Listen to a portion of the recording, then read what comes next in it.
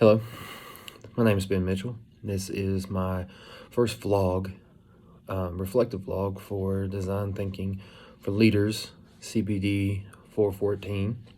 I know we were supposed to think of our initial thoughts on design thinking, and after reading some of the material and everything, I think the way I interpreted design thinking was it's kind of a new age school of thought.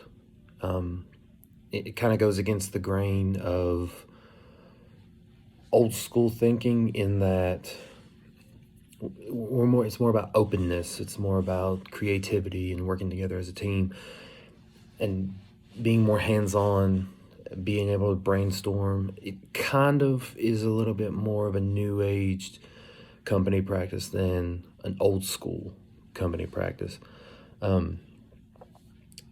I have my notes here for some, that's why I keep looking down.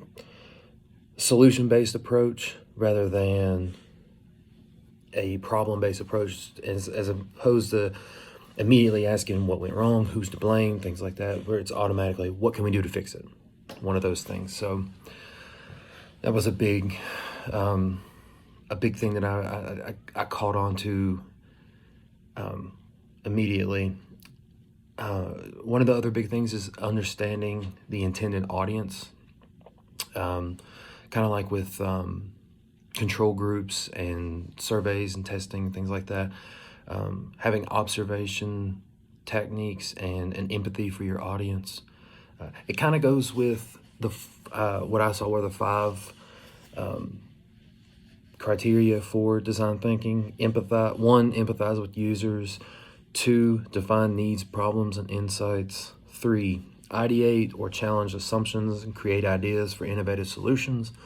4, prototype and start creating solutions. And 5, test those solutions. And the way I figured it, if you're going to test those solutions and they fail, you find another solution. It's a kind of a don't quit attitude type.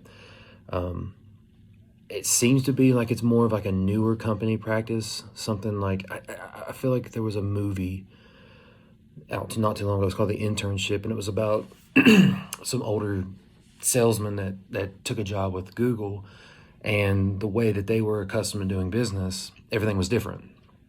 There were sessions where they met and they tried different things, and some of the old school ways that things were done, the newer employees couldn't catch up to. Another big thing that I caught on to with design thinking is asking questions about everything.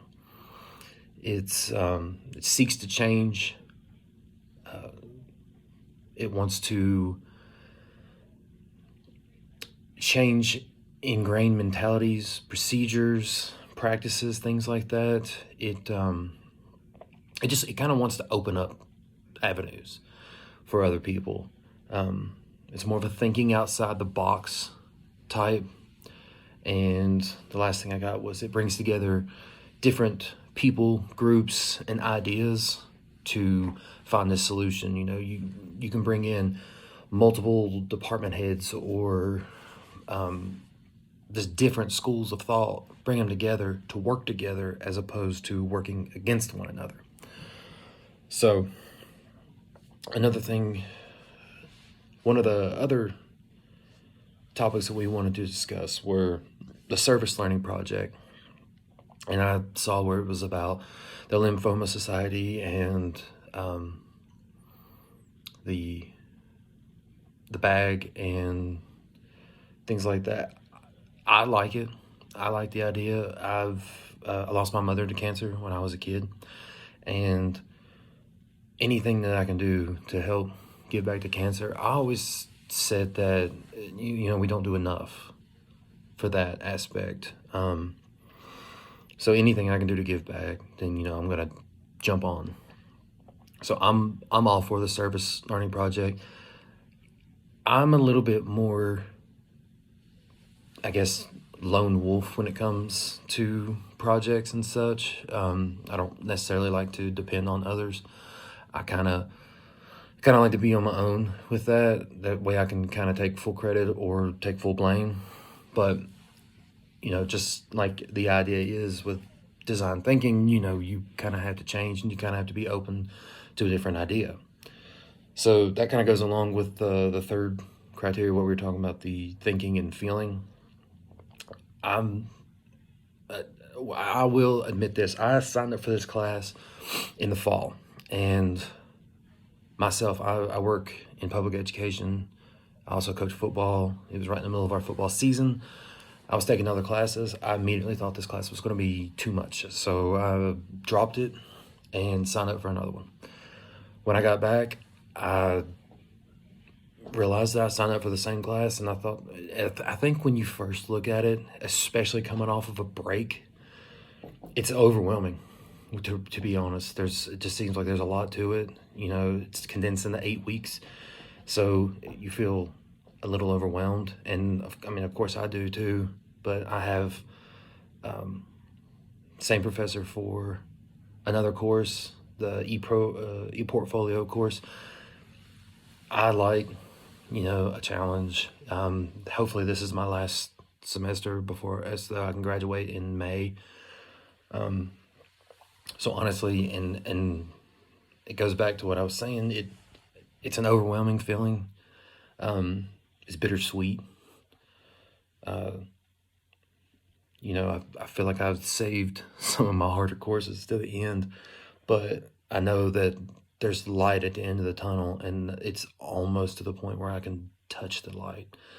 So regardless of whatever overwhelming or stressful feeling that I have, I know that my goal is within reach now. So I am going to go ahead and cut this. I think that this course it's going to be good in a lot of ways, and it's actually going to help me grow as a student and as a leader.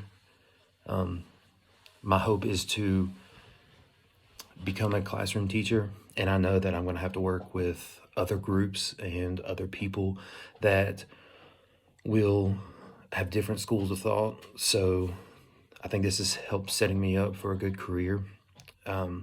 Another thing that I realized is where I coach football, I'm more of a new school train of thought guy as opposed to, there's another guy on my team, same age.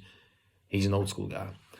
We want to look at what new things can we do, not what can we build, we don't forget the past, but how can we build on the past to get to the future? So I like the idea. We have brainstorming sessions. We offer, we call them mini town hall meetings where we come up and we can,